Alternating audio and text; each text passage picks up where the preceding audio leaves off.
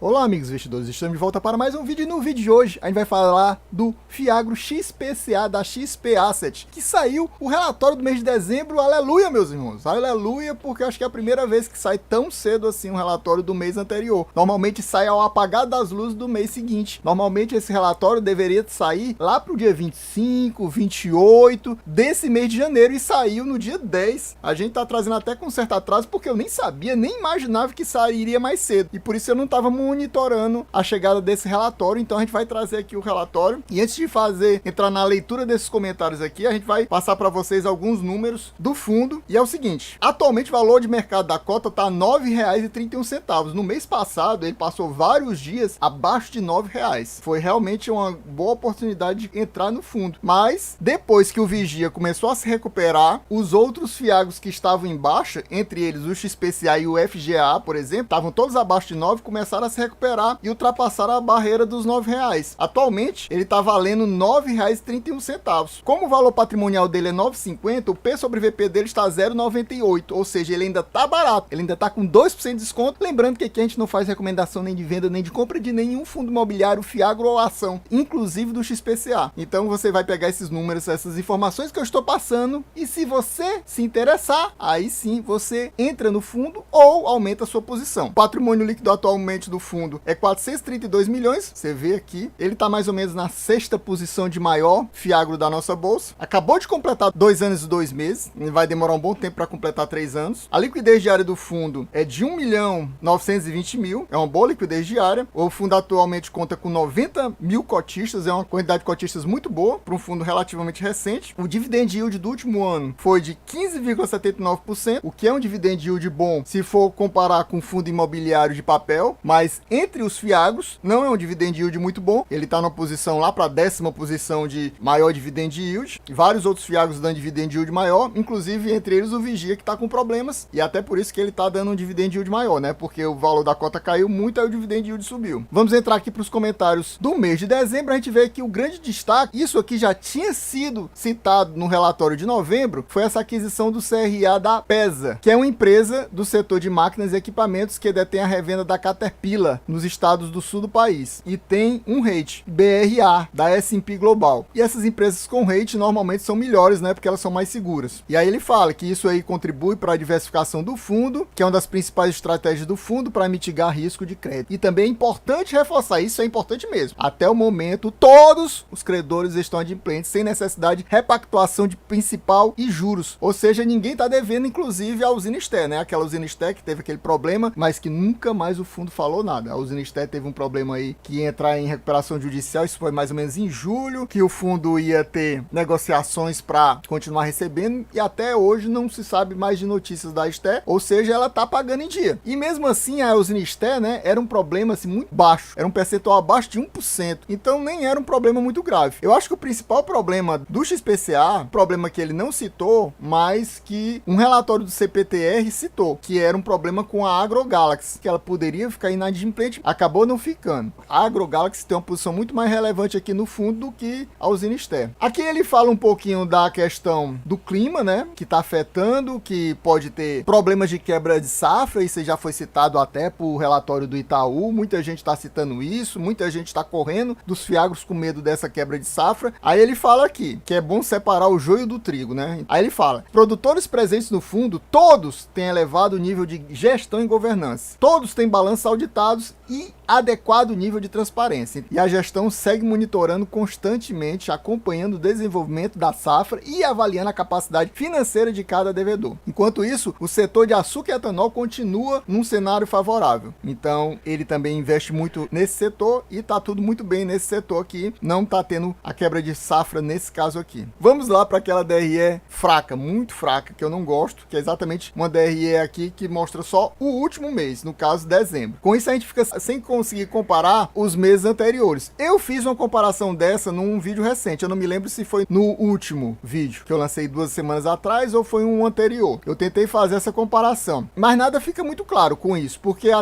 ele não fala sobre se tem reserva no fundo. A gente não sabe se tem reserva, se tem 1 centavo de reserva ou se tem 20 centavos de reserva, a gente não sabe se tem essa reserva por cota. E como a gente não sabe disso, a gente não tem noção se o fundo pode distribuir mais, pode distribuir menos, se tiver tiver uma queda nos valores por causa da queda do valor da Selic, se vai ter uma redução. Então a gente não sabe nada disso. A gente só sabe que aqui ele já coloca um negócio bem resumidão. Resultado de caixa em dezembro foi 6.242.000 e em competência foi 5.933.000. Ele fala só que o fundo recebeu em caixa 12 centavos, quase 3, né? 12 centavos e 6 décimos. E o resultado, ou seja, o lucro, aqui é o lucro de caixa e aqui é o lucro contábil, que ele chama que é o por competência. Foi de cerca de 12 centavos, né? Aqui foi muito próximo de 12 centavos. E ele pagou exatamente 12 centavos, que fazia muito tempo que ele não pagava. A gente não sabe por que ele resolveu pagar 12 centavos e não fazer reserva. Não sabe se é porque ele tinha lucro acumulado que ele precisava distribuir no final do semestre ou se foi por outro motivo. Nos últimos meses anteriores a dezembro, ele distribuiu 11 centavos. Nos últimos 3 meses, ou seja, novembro, outubro e setembro,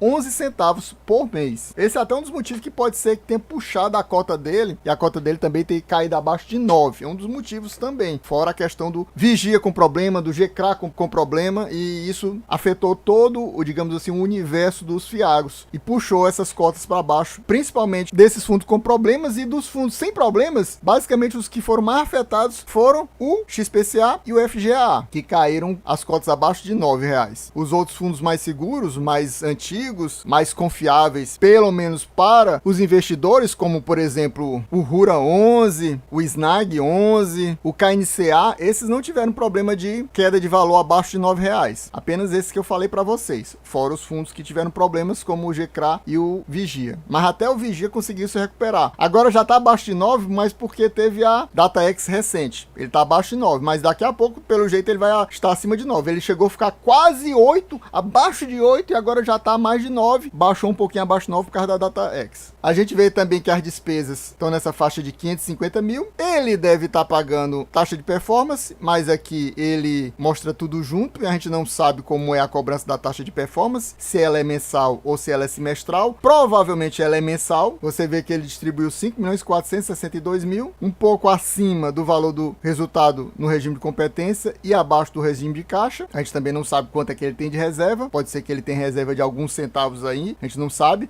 Agora, o que a gente sabe é que teve queda na Selic nesses últimos meses e esse valor era para até cair, né? Não era para se manter ou subir, como subiu agora. Pode ser que exatamente ele tinha reserva e teve que distribuir, por causa daquela regra. Tem que distribuir 95% dos lucros no final do semestre. Vamos ver como é que fica. Mas é estranho. Era para ter caído por 10 centavos e não ter subido. Vamos ver como é que vai no próximo mês. Pode ser que no próximo mês volte a cair para 11 ou até para 10, que já fazia sentido ele tá caindo para 10 centavos e não se mantendo aí até subir no valor da distribuição. Ó, em termos de yield, para vocês terem uma ideia, você vê que aqui em agosto ele distribuiu o último grande dividendo de yield dele. Foi R$1,45%. Passou 3 meses pagando um yield abaixo de 1,20 e agora tá com yield de quase 1,30. E como eu venho falando nos últimos vídeos, o yield normal no momento, com tendência de queda desses fiagros, é na faixa de 1,20 de yield mensal. Mas eu acho que daqui a pouco já vai cair para 1,10 mais ou menos, até chegar a 1. Em breve deve chegar a 1. E ele deu esse yield surpreendente de quase 1,30 nesse mês de dezembro, que vai ser pago próxima semana, na segunda-feira, mais exatamente. Aqui é mais para relembrar, né, do portfólio do fundo. O fundo é basicamente um fundo majoritariamente que investe em CRA, praticamente 90% da carteira é CRA, mas ele tem um pouquinho de FDIC Fiagro, cerca de 8%, e ainda tem 3% em caixa, cerca de 13 milhões. E em questão de indexadores, ele não é um fundo 100% CDI, mas é quase 100% CDI. Ele é 92% CDI e 8% IPCA. E eu queria que você me dissesse aqui nos comentários, meu amigo, você possui XPCA na sua carteira? Tá pensando em colocar? Que outro fiagro você possui na sua carteira? Deixa aqui nos comentários pra gente trocar informação, trocar figurinhas. E se você não é inscrito, meu amigo, não perca mais seu tempo, se inscreva agora, deixa aquele likezão e ative o sininho para receber as notificações o mais rápido possível e ficar sempre bem informado. E aqui mais uma vez ele fala na questão da única movimentação que teve no portfólio do fundo, que foi a aquisição de 10 milhões na compra do CRA da PESA. E aqui ele fala um pouquinho mais da PESA. Para quem não conhece e quiser ler, pode dar uma lidinha aqui. Aqui a gente chega no portfólio do fundo, que do lado você vê o tipo de investimento. Aí você vê que tem alguns FDICs aqui, um aqui, 2 aqui, 3 aqui. Aqui do lado vem o nome do devedor, que ele chama de risco. Exatamente, temos esses 3 FDICs bem aqui. É aqueles cerca de 7% da carteira do fundo é investida em FDIC. Eu já mostrei em vídeos anteriores, de uns 2 meses atrás ou 3 meses, os principais devedores do fundo. Se você quiser, você dá uma olhadinha nesse vídeo para ver. Fiz uma relação dos principais devedores. Por aqui fica um pouco mais complicado de você verificar, teria que fazer uma soma. O fundo também não traz essa questão de quem é o maior devedor, quem é o menor devedor. Tem alguns fundos que fazem essa divisão, tantos por cento de tal devedor, tantos por cento de tal devedor. Aqui ele não faz, mas tem devedor aqui com uma dívida bem alta em relação ao patrimônio líquido do fundo. Aqui você vê o valor investido no fundo, o total investido em CRAs e em FDICs. Aqui está excluído o caixa. Aqui também não fala e não mostra nenhuma alavancagem do fundo. A gente sabe que o fundo tem cerca de 432 milhões de patrimônio líquido, aqui já apresenta 425 milhões. Pode ser que tenha uma alavancagem sim, apesar do fundo não ter falado nada aqui, porque o fundo tem 13 milhões em caixa, que a gente viu agora há pouco. Se ele não tivesse alavancagem nenhuma, a soma disso aqui com o caixa era para dar 432 e ultrapassa os 432. É estranho isso. Provavelmente o fundo tem uma pequena alavancagem, mas muito pequena mesmo. Aqui a gente vê o patrimônio líquido do fundo atrelado ao devedor, e aqui a gente vê quais são as taxas, incluindo aquelas que são IPCA. Você vê que tem alguns IPCA, mas IPCA é bem mais raro, até porque o patrimônio líquido atrelado a devedores com IPCA é bem pequeno, né? IPCA é cerca de 8% da carteira do fundo e o resto é tudo CDI. O fundo é majoritariamente um fundo de CRA com indexador CDI. Pessoal, a gente vai ficando por aqui. Espero que vocês tenham gostado. Quem gostou já sabe, se não for inscrito, inscreva agora. Deixa aquele likezão e ative o sininho para receber as notificações dos próximos vídeos o mais rápido possível e não perder seu tempo. É isso aí, valeu, até a próxima e fui!